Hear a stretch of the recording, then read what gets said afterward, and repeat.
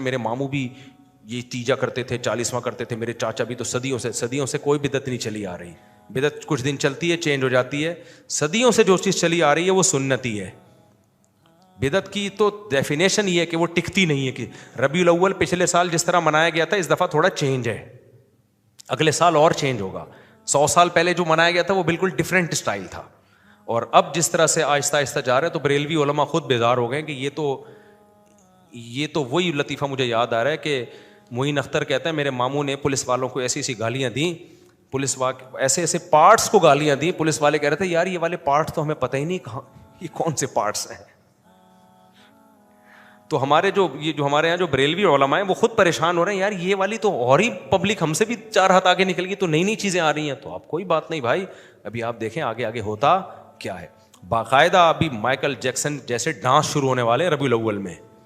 ابھی تو روایتی ناچ گانا ہو رہا ہے، جو 400 سال پہلے جو مسلمان ناچتے تھے جس طریقے سے، جو انڈین فلموں میں بلیک اینڈ وائٹ فلموں میں جو ڈانس ہوتے تھے، اب وہ والے ہو رہے ہیں. لیکن یہ بھی ارتقائی مراحل سے یہ گزرے گا. آپ دیکھیں گے 100 سال بعد جو ربیع الاول ڈانس ہوگا لوگ مائیکل جیکسن کو بھول جائیں گے. تو بدعت کی ایک جگہ پاؤں ٹکے ہوئے نہیں ہوتے، وہ ہر دفعہ کیا ہوتی ہے. اور بھی بریلوی علماء خود حیران ہے، بولے یہ کیا ہو رہا ہے. مفتی مرید صاحب کے بیان نہیں آتے یار یہ تو انہوں نے بہت کر لیا. بھائی بات یہ کہ جب آپ نے ایک ٹریک پہ ڈال دیا ہے تو پھر وہ ہر سال اس میں، جب آپ نے لڈو کھلا دی ہے تو کیک بھی کٹے گا. لڈو جائز ہے، کیک حرام ہے، اس کی کیا دلیل ہے. برتھ ڈے تو منا لی نا آپ نے. جب حلوہ ہو گیا تو لڈو ہوگا، لڈو ہو گیا تو رسگلہ ہوگا، رسگلہ ہوگا تو گلاب جامن ہوگا، گلاب جامن ہوگا تو جلیبیاں بھی ہوں گی، پھر خوشی میں ہار بھی ہوں گے، پھر غسل بھی ہوگا، پھر نئے کپڑے بھی ہوں گے، پھر اس کے بعد ڈانس بھی ہوگا، ناچ بھی. پہلے ناچ ہوگا روایتی ناچ، پھر روایتی ناچ میں وہ لوگ بور ہو جاتے ہیں، کہتے ہیں یہ والا ناچ تو ہم نے پچھلے سال بھی دیکھا ہے. تو وہ اس ناچ میں چینجنگ ہوگی، پھر اور چینجنگ ہوگی. پھر مزاروں پہ بھی یہی ہو رہا ہے. اسلام میں حکم یہ ہے جو نبی سے ثابت ہے اور آج تک چلا آ رہا ہے، جو بدعت سے بچتے ہیں ان میں یہ ہے کہ بھائی جو مر گیا اس کو دفناؤ، پکی قبر نہ بناؤ، نہ قبروں پہ پھول ڈالو، کچھ بھی نہیں. آرام سے ایک بالش قبر، سیدھا سادہ دعا کرو، پتلی گلی سے نکلو اور ساری زندگی اس کے لیے دعا کرتے رہو. آپ کا باپ دادا ہے تو قبر کی زیارت بھی کر سکتے ہو، کوئی حرج نہیں. جیسے نبی نے اپنی والدہ کی قبر کی زیارت کی، اماں ہیں ان کی قبر کی، بس اس سے زیادہ وہاں کرنا کچھ نہیں ہے. تو ہمارے اکابر اسی پہ چلے آ رہے ہیں. آج ہمارے شیخ کی قبر دیکھو، میرے والد صاحب کی قبر سادہ مٹی کی قبر، میرے شیخ مفتی رشید صاحب کی قبر سادہ مٹی کی قبر. لیکن آپ نے کیا کیا، قبروں کو پروٹوکول دینا شروع کیا. تو اب اس پروٹوکول کی کوئی انتہا نہیں ہے. پہلے چادریں چڑھائیں، پھول ڈالے، تو اب اگلے سال آدمی بور ہو جاتا ہے کہ یہ تو سب کی قبروں پہ پھول ہو رہے ہیں، یہ تو بہت بڑے بزرگ تھے، ان پہ پھول نہیں، ان پہ گلاب کا عرق بھی نہ ڈالا جائے گا، یہ عام میت نہیں ہے. پھر یہ تو بڑے بزرگ ہیں، تو یہ تو ہر ایک کی قبر پکی ہو جاتی ہے، پھول ڈلتے ہیں، ان پہ تھوڑا سا سنگ مرمر لگے گا. تو ہوتے ہوتے ہوتے ہوتے پھر مزار بن رہے ہیں، پھر قوالیاں ہو رہی ہیں، پھر دھمال ہو رہے ہیں. پھر اب جو اس چیز کو بدعت نہیں سمجھتے تھے وہ بھی حیران ہے، یار یہ تو ہمارے ہاتھ سے معاملہ کیا ہو گیا، نکل گیا. تو بھائی اب اگلے سال طواف بھی ہوگا، پھر اگلے سال سجدے بھی ہوں گے، کیونکہ بدعت کے پاؤں نہیں ہوتے، ٹکتی نہیں ہے. سنت ٹکتی ہے. سنت تو صدیوں سے چلی آ رہی ہے. قبر ایک بالش سے اونچی نہیں ہوگی، پکی نہیں ہوگی، کوئی ہار پھول ڈالنے کی ضرورت نہیں ہے قبر کے اوپر. کوئی ہر سال میلہ ٹھیلا اور جو ہے نا، جیسے سعودی عرب میں دیکھو نا، بادشاہ کی ڈیتھ ہوئی ہے سعودی عرب میں، فرانس یا پتہ نہیں جرمنی کا پادری مسلمان ہو گیا تھا. اس نے کہا یار اپنے بادشاہ کی تجہیز و تکفین اتنی سادہ، غسل دیا، کفن دیا، دفن، ختم. ٹھیک ہے نا. اور ملکہ برطانیہ کی بھی ڈیتھ ہوئی تھی، اس کے پروٹوکول میں 8-10 بندے مر گئے ہوں گے، اتنا اس کو پروٹوکول اتنا. تو ہمارے پاس سنت ہے بھائی، میت کا بس اتنا پروٹوکول، غسل، کفن، جنازہ، دفن، اینڈ. نہ کوئی برسی، نہ کوئی تیجا، نہ کوئی 40واں. اب لوگ کہتے ہیں مرد یا مردود، نہ فاتحہ نہ درود، ایسی کی تیسی. بھائی ہم نے اللہ کو جواب دینا ہے، جو اللہ رسول نے طریقہ بتایا اس سے آگے ہم جا نہیں سکتے. تو سنت 1400 سال سے ایک ہی ہے. بدعت میں ہر سال کیا ہوتی ہیں، چینجنگ. مزاروں کے اسٹائل چینج ہو رہے ہیں، پھر قوالیاں بھی ایک ایک سن کے لوگ، پھر نیا آتا ہے، پھر بالآخر پھونکو والی سرکار پہ آ کے معاملہ کیا ہوتا ہے. کوئی انتہا نہیں ہے نا. ہم نے بولا بھائی بزرگ انسان ہوتے ہیں، کوئی ان کے پاس طاقتیں نہیں ہیں. بزرگ کا مطلب ہے گناہوں سے بچتا ہو، اس کی مجلس میں بیٹھو تو اللہ کی یاد آتی ہو، گناہوں سے بچنے کا جذبہ پیدا ہوتا ہو. اٹ از کالڈ بزرگ. 1400 سال پہلے بھی بزرگ کی یہ ڈیفینیشن تھی, آج بھی یہی ہے, قیامت تک یہ رہے گی. لیکن جو بدعت کو فالو کرے گا وہ کہے گا یار یہ تو نارمل, یہ تو سارے, یہ میرا شیخ بھی ویسے ہی نکلا جیسے وسیم بھائی تھے, ٹھیک ہے نا, یہ بھی 2 پراٹھے کھا رہا ہوتا ہے صبح بیٹھ کے, ہمارے ابا بھی 2 پراٹھے کھاتے تھے, اور تہجد پڑھ لیتا ہے, دعائیں مانگ لیتا ہے, تو یہ کیا بزرگ کیا ہوا یہ؟ ابے یہی بزرگ ہے, اور کیا ہے, اور تمہیں کیا چاہیے؟ برائیوں سے بچ رہا ہے, اس کے پاس تجربہ ہے, لوگوں کی اصلاح کر سکتا ہے, موٹیویشن دے سکتا ہے, علم ہے اس کے پاس, اٹ از کالڈ بزرگ. اس کے علاوہ اور کوئی بزرگ نہیں ہوتا. صدیوں پہلے بھی ایسے ہی ہوتے تھے, اب بھی ایسے ہی ہوتے ہیں. کبھی کبھار اللہ کسی کے ہاتھ پہ کوئی کرامت ظاہر کر دیں تو وہ اللہ کی مرضی ہے, وہ تو اللہ کا کام ہے نا, وہ ہو جاتا ہے بعض دفعہ بزرگوں کے ہاتھ پہ کوئی کرامت ہوا تو اللہ کی مرضی ہے, لیکن ضروری تھوڑی ہے. لیکن جس نے سنت پہ اکتفا نہیں کرنا نا, اس کو بزرگ مارکیٹ میں ڈفرینٹ قسم کا چاہیے کہ میرے پیر جو ہے نا وہ کوئی الگ ہی ڈفرینٹ, وہ گنجے کے سر پہ ہاتھ رکھیں فوراً گھاس اگائے, بال تو سب کے سر پہ اگتے ہیں, ان کے سر پہ گھاس ہو گئے, آلو پیاز ٹماٹر ہو گئے.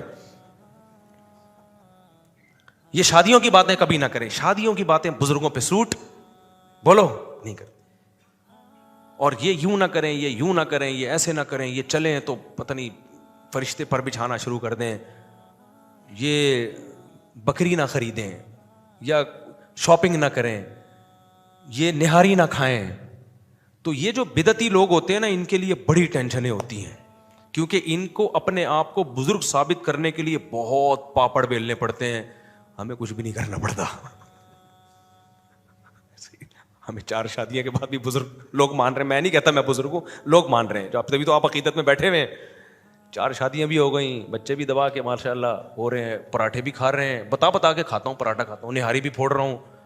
تو جو ہمارے نظریے کو فالو کرتے ہیں وہ کہتے ہیں پھوڑ لو یار, کیا جا رہا ہے بھائی, مفتی صاحب بھی انسان ہے, پراٹھا کھانے اپنے خرچے پہ چوری کے تو نہیں کھا رہے نا, پراٹھا نہاری کھا رہے ہیں اپنے مزے سے. تو ہمارے یہاں کوئی اتنا بڑا مسئلہ نہیں ہوتا. لیکن اگر آپ بدعت کو فالو کرتے ہو نا, تو بھائی بزرگ ثابت کرنے کے لیے بڑے پاپڑ بیلنے پڑتے ہیں. بزرگ نہ کالا چشمہ لگا سکتا ہے دھوپ میں, ٹھیک ہے نا, کہتے تو شو مار رہا ہے, ٹھیک ہے نا. میرا ایک ولاگ آیا, چشمہ لگایا ہوا ہے میں نے, اتنی شدید دھوپ پڑ رہی تھی نا, آنکھیں کھولی نہیں جانی تھی, مجبوراً لگایا. اور میں نے کہا لوگ بولیں گے مولوی صاحب کو کیا ہو گیا, اس نے کہا لوگوں کو چھوڑو مجھ صاحب, دھوپ ہو رہی ہے, آنکھیں خراب ہو جائیں گی. اچھا پھر اس میں لوگوں نے تصویریں, میرے اسٹائل آ رہے ہیں نا یوں کر کے, وہ لوگوں نے ڈالی ہیں بھائی, وہ میں نہیں ڈال رہا. یہ کام علماء پہ سوٹ, یہ اسٹائل مارنا, میرے کہیں بھی اسٹائل کی جو تصویریں یا واکنگ آ رہی ہے نا وہ میری نہیں ہے, وہ لوگوں نے چھپ کے بنائی ہیں. کہیں آ رہا ہے میں یوں کر کے جا رہا ہوں ایسے یوں, کہیں آ رہا ہے میں یوں دیکھ رہا ہوں, وہ خدا کی قسم میری نہیں ہے, اور مجھے بری لگتی ہیں, وہ مجھے بہت برا لگتا ہے یہ عمل. یہ فنکار اداکاروں کے ایکشن ہے, یہ علماء پہ سوٹ نہیں کرتے. اتنے بھی سادہ یعنی انسان نہ گرے کہ وہ شو مارنے شروع کر دے, لیکن یہ لوگ میرے مجھ سے کہے بغیر بنا رہے ہوتے ہیں. یہ جو میں بادشاہی مسجد گیا ہوں نا تلواریں لے کے, یہ ان لوگوں نے مجھے بہت پیچھے پڑے, مجھے برا لگ رہا تھا کہ یار چھوڑو مجھے آرام سے. انہوں نے کہا نہیں آپ آئیں, پھر ان کا دل رکھنے کے لیے میں گیا وہاں پہ. تو بھائی ہم تو بزرگ ہیں بھی نہیں, سیدھی سی بات ہے. تو جو بدعت کو فالو نہیں کرتے ان کے لیے دین بہت آسان. کوئی مر جائے تو بھی بڑے آرام سے مر آ گئے, دعائیں گلو, چلو بھائی نکلو, ختم ہو گیا سیٹ اپ. لیکن میں آپ اچھا ہمارے نماز پڑھانا بہت آسان ہے. اب دیکھو میں سنتیں گھر پہ پڑھوں یا مسجد میں آ کے پڑھوں میری مرضی ہے. پھر میں نماز کے وقت آیا, سلام پھیرا, کیونکہ سلام کے بعد نبی سے صحیح حدیث ہے, حضرت عائشہ فرماتی ہے نبی صلی اللہ علیہ وسلم اللہم انت السلام کے بقدر بیٹھتے تھے, اس کے بعد کھڑے ہو جاتے تھے. تو ہم یہ کرتے ہیں اللہم انت السلام پڑھا, اس کے بعد پتلی گلی سے نکل گئے. مرضی یہاں سنتیں پڑھیں, مرضی گھر جا کے پیچھے سے کوئی اوئے ایسے آواز نہیں دیتا, وہ تنخواہ لے رہے ہو کم از کم 25 منٹ تو بیٹھو یہاں پہ, اٹھے اور نکل لیے. بھائی ہم تو وہ قرآن و سنت میں جو ہے وہ اسی یہی ہے, اتنا ہی ہے بس. امام نماز پڑھائے گا, اس کے بعد امام اور مقتدی کا رشتہ ختم. لیکن اب آپ اگر بدعت کو فالو کرتے ہو, امام پہلے آ کے مصلی پہ بیٹھا ہوگا, تنخواہ اتنی مل رہی ہے جتنی ہمیں مل رہی ہے, ذمہ داری کیا ہے ڈبل, پہلے آ کے بیٹھے گا, قد قامت الصلاۃ پہ سب کے ساتھ وہ کھڑا ہوگا. پھر اس کے بعد وہ لمبی دعا کرائے گا, اجتماعی دعا سلام کے بعد, یا اللہ فلانا ڈمکا, اجتماعی ہوگی. پھر اس کے بعد پھر وہ سنتیں بھی وہیں پڑھے گا, کیونکہ ان کے یہاں سنتوں کے بعد بھی دعا ہوتی ہے. اگر امام چلا گیا لوگ دعا کرائے بغیر بھاگ گیا, پھر سنتوں کے بعد الگ دعا کرائے گا. یا تو اس کی تنخواہ ڈبل کرو میرے بھائی, تنخواہ اتنی مل رہی ہے جتنی دیوبندیوں کو مل رہی ہے, کام اس کا کیا ہو رہا ہے, ڈبل کام لیا جا رہا ہے. تو اور اب پتہ نہیں, اور پھر اس کو ہر تیجے میں بھی جانا ہے امام کو, ہر 40, شروع میں تو بڑا مزہ آتا ہے کہ تیجے میں بھی بریانی, 40 میں بھی بریانی. لیکن مرنے والے تو تعداد جب بڑھتی جا رہی ہے, آبادی اتنی بڑھ گئی ہے, تو کبھی آج اس کا تیجا ہے, آج اس کا 40واں ہے, آج اس کا برسی ہے.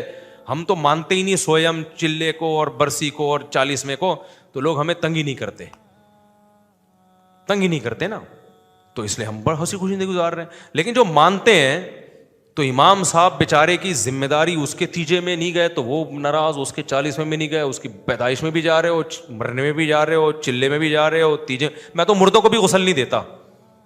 ایک دفعہ میرے پاس آئے لوگ, مردے کو غسل دیں. میں نے کہا بھائی میں مردوں کو غسل دینے والا لگ رہا ہوں تمہیں کیا؟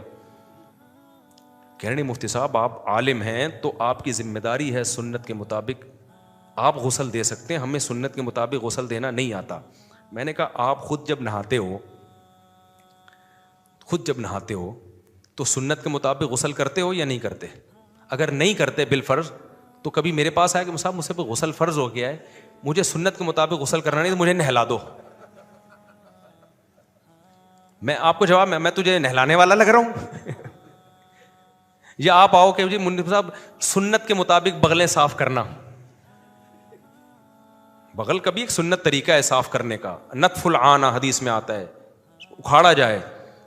تو اب اکھاڑنے میں لوگوں کو تکلیف ہوتی ہے, ایک خاص طریقہ ہوتا ہے جس سے اکھاڑو تو تکلیف نہیں ہوتی. اب آپ میرے پاس آئے, سب میرے ماموں کی بغلیں اکھاڑ دیں آپ کائنڈلی. میں کہوں بھائی میں کیا بغلیں اکھاڑنے والا, میں کوئی نہیں ہوں. آپ کو دیکھیں آپ سنت کے مطابق اکھاڑیں گے, آپ مفتی ہیں, آپ کی ذمہ داری ہے, آپ سنت پہ عمل کریں. میں کہوں گا میں تمہیں سنت طریقہ بتا دوں گا, بغلیں تیرے باپ کی میں نہیں اکھاڑوں گا, تیرا ماموں ہو تیرا باپ ہو. سمجھ میں آ رہی ہے بات؟ تو اسی طرح جب کوئی میرے پاس, اب تو الحمدللہ آتے ہی نہیں لوگ, پہلے آتے تھے نا میت کو غسل دے دیں. میں کہا میں کیوں غسل دوں بھائی, تم خود غسل دو اپنے باپ کو, اپنے رشتے داروں کو. طریقہ نہیں آتا, میں طریقہ بتا دوں گا. یہ بہشتی زیور پڑھ لو, اس میں لکھا ہوا ہے سنت طریقہ. نیٹ پہ آج کل سرچ کر لو, اس پہ لکھ جائے گا, مل جائے گا سنت طریقہ کیا ہے, یہ میں بتا دوں گا. غسل میں تھوڑی غسل دوں گا. لیکن بعض بیچارے مولوی اتنی ٹینشن میں ہیں کہ وہ سمجھتے ہیں انہوں نے اتنی لوگوں کو فضائل بتائے نا, میت کو غسل دینا بہت ثواب ہے, اتنے انہوں نے ہر جمعے میں تقریریں کی, اب میت ہو جاتی ہے لوگ کہتے ہیں آؤ نا بہت ثواب ہے. وہ بیچارے کبھی اس مردے کو, آدمی مردے کو غسل دے, اس رات پوری طرح سے نیند نہیں آتی اس کو. تھوڑا سا مردہ اس کو, میں اپنی بات نہیں کر رہا, نارمل عام لوگوں کی بات کر رہا ہوں. ہم نے تو اتنی میتیں دیکھ لی ہیں کہ اس میں اب خوف ختم ہو گیا ہے. تو اچھا لوگ یہ بھی خوف سے یاد آیا, لوگ یہ بھی کہتے ہیں موت کا خوف ہے, مفتیوں کو گارڈ لے کے گھوم رہے ہیں. بالکل ہے, کیونکہ نیچرل ہے. موت کا خوف کیا ہے؟ یہ نیچرل ہے. کسی کا باپ بھی اس کائنات میں ایسا نہیں پیدا ہوا جس کو موت کا خوف ہی نہ ہو. سمجھ میں آ رہی ہے بات کہ نہیں آ رہی؟ آپ کہہ سکتے ہو شہادت کے بعد تو جنت ملتی ہے لیکن پہلے مرے گا بعد میں جنت میں جائے گا. راحت اندھوری کا شعر ہے کہ تو خوش فہمیوں کی بھیڑ میں تو بھول گیا, پہلے مرے گا بعد میں جنت میں جائے گا. اس سے پہلے موت کا ایک پروسیس جو بڑا ڈینجرس ہے, اس سے ہر انسان ڈرتا ہے. ہاں دیندار لوگوں میں کم خوف ہوتا ہے, دنیا داروں میں زیادہ ہوتا ہے, کیونکہ دیندار کو ایک تسلی ہوتی ہے, یار ایک تکلیف ہے ٹھیک ہے, لیکن اس کے بعد اللہ سے امید کی جا سکتی ہے کہ راحتیں ملیں. لیکن خوف ہوتا ہے. ہم نے بڑے بڑے بہادروں کو دیکھا ہے کہ ان کو خوف ہوا ہے. موسیٰ علیہ الصلوۃ والسلام کو جب اللہ نے کہا لاٹھی کو پھینکے وہ سانپ بن گئی, حالانکہ اللہ موسیٰ کو, کلیم اللہ کو پتا تھا اللہ کہہ رہا ہے, تو اللہ تو خیر خواہ ہے نا. قرآن کے الفاظ ہیں موسیٰ علیہ السلام فرار ہوئے ولم یعقب, اور پیچھے مڑ کے بھی نہیں دیکھا, ایسے بھاگے ہیں نا. کتنے مضبوط دل کے تھے نا موسیٰ علیہ السلام, کتنے مضبوط دل کے تھے. لیکن قرآن کے الفاظ ہیں موسیٰ علیہ السلام فرار ہوئے ولم یعقب, اللہ اتنا ہی بتا دیتے کہ بھاگ گئے بس کافی تھا نا. اللہ نے بھی پورا نقشہ کھینچا, فرمایا ولم یعقب, پیچھے مڑ کے بھی نہیں دیکھا موسیٰ علیہ السلام نے. اتنے بہادر تھے کہ بہادر نہ ہوتے تو اللہ فرعون کے پاس ڈائریکٹ بھیجتا آپ کو. اور کتنے مضبوط کہ ایک مکہ لگایا بندہ ہی مر گیا. اس کے باوجود جب سانپ دیکھا نا تو فرار ہوئے. اب وہاں کوئی بدعتی بیٹھا ہوتا یا کچھ جو آج کل جو بیوقوف لوگ جو کمنٹس کر رہے ہوتے ہیں, یہ دیکھو یہ کلیم اللہ خود مخلوق سے ڈر رہے ہیں سانپ, اور وہ سانپ بھی وہ جس کو اللہ نے سانپ بنایا, مخلوق سے ڈر رہے ہیں. اور ہمیں کہتے ہیں صرف کس سے ڈرو؟ اللہ سے ڈرو. ٹھیک ہے, کوئی بیٹھا ہوتا تو یہ اعتراض کرتا. تو موسیٰ علیہ السلام کیا کہتے ہیں؟ بھائی ہم اللہ سے ڈرتے ہیں لیکن یہ سانپ بھی کس نے پیدا کیا ہے؟ اللہ نے کیا ہے. اس میں کاٹنے کی صلاحیت بھی اللہ نے رکھی ہے, ڈسے گا تو موت کا بھی خطرہ ہے. تو ایسے تھوڑی مر جائے, پہلے تکلیف ہوگی بھائی, زہر اندر جائے گا. یہاں علماء نے ایک اشکال اٹھایا کہ موسیٰ علیہ السلام کو تو اللہ نے کہا تھا کہ سانپ، یہ میں سانپ بنا رہا ہوں، تو پھر ڈرنے کا کیا ہو بھائی؟ بات یہ کہ طبعی چیزیں ہیں، یہ طبعی چیزیں، نیچرل ہے. اللہ کے کہنے کے بعد بھی ڈر لگ رہا ہوتا ہے آدمی کو. اللہ نے وعدہ کیا تھا نبی سے بدر میں کہ فتح ہوگی، اس کے باوجود نبی کو خوف تھا. آپ سردے میں دعائیں مانگ رہے تھے، اللہ یہ چند لوگ شہید ہو گئے تو اسلام تو نام ختم ہو جائے گا. یہ طبعی چیزیں ہیں، نیچرل ہیں. نہیں ڈر لگ رہا ہے اس کا مطلب اوپر کی کھوپڑی کام نہیں کر رہی. تو یہ سب یہ جو کہتا ہے نا میں نہیں ڈرتا، میں تو لاؤ میں پٹاخہ پھوڑوں گا اس کے پاس، پھر دیکھو کیسا اچھلتا ہے 2 فٹ. باقی یہ کہ دیندار لوگ، موت کا ڈر طبعی ہر ایک میں ہوتا ہے، اس کے باوجود بھی جہاں حق کی خاطر جان دینی پڑتی ہے تو خوف کے باوجود جان دے دیتے ہیں، ڈرتے ہوئے دے دیتے ہیں جان، لیکن دیتے ہیں، پیچھے نہیں ہٹتے. جیسے میدان جہاد میں صحابہ کرام، موت کا تو ان کے دل میں بھی خوف تھا، اس کے باوجود وہ اس خوف کے باوجود پیچھے نہیں ہٹتے تھے، سوائے غزوہ احد کے. ایک دفعہ ہوا، پھر اللہ نے وہ غلطی بھی معاف کر دی، ورنہ وہ پیچھے نہیں ہٹتے تھے. تبھی حدیث میں آتا ہے اس خوف کی وجہ سے مجاہدین کے گناہ معاف ہوتے ہیں، کیونکہ یہ نیچرل ہے. اس کے باوجود بھی وہ ڈٹا ہوا ہے. اگر خوف ہی نہ ہو تو قربانی کس بات کی ہو گئی میرے بھائی؟ تو لوگوں نے نا بہت عجیب اوٹ پٹانگ قسم کی چیزیں رکھی ہیں. تو بہت سے لوگ ہیں مفتی صاحب موت سے ڈرتے ہیں، دیکھو گارڈ وارڈ رکھے ہیں. مجھے خیال ہے میں ہاں ڈرتا ہوں. تو میں نے آج تک کوئی بزرگ ایسا نہیں دیکھا جو بالکل بھی ڈرتا نہ ہو. ابھی اللہ نہ کرے کہیں پٹاخہ پھوٹ جائے، گولی چڑھ جائے، دیکھو سارے لیٹیں گے، لیٹے ہوئے ہوں گے یہاں پہ بچنے کے لیے، اور سب سے پہلے میں لیٹا پاؤں گا، کیونکہ مجھے ڈر ہوگا کہ یہ میری وجہ سے ہی، کیونکہ زیادہ تو مجھے ہی ہدف بنانے کی کوشش کی جائے گی. تو میں تو جب نماز پڑھا رہا ہوتا ہوں نا، تو میں یہ دیکھ رہا ہوتا ہوں کہ اگر کوئی کیونکہ دہشت گردی کے خطرے تو ہوتے ہیں علماء کو، میں بہت ہوشیاری سے دیکھ رہا ہوتا ہوں. کوئی بھی مشکوک حرکت ہوئی نا، سامنے کوئی رائفل، کوئی اجنبی بندہ آیا، تو سب سے پہلے میں لیٹ جاؤں گا، یہاں پہ میں لیٹ جاؤں گا. تو لوگ بولیں گے مفتی صاحب ڈر گئے. میں بولوں گا الحمدللہ ڈر گیا، کیونکہ نہیں ڈرا ہوتا نا تو مارکیٹ سے شارٹ ہو چکا ہوتا ہے. یہ احتیاط فرض ہے. ایک ویڈیو وائرل ہوئی کچھ دن پہلے، چند سال پہلے، زلزلہ آیا ہوا ہے. لوگوں نے کہا امام صاحب کا تقویٰ للہیت دیکھو، زلزلہ آ رہا ہے، مقتدی ایک ایک کر کے نا کھسک رہے ہیں، امام کھڑا ہوا ہے بیچارہ، الحمدللہ رب العالمین. لوگ کہہ رہے ہیں امام صاحب کا توکل دیکھو. میں نے کہا یہ توکل نہیں ہے، یہ پرلے درجے کی حماقت ہے.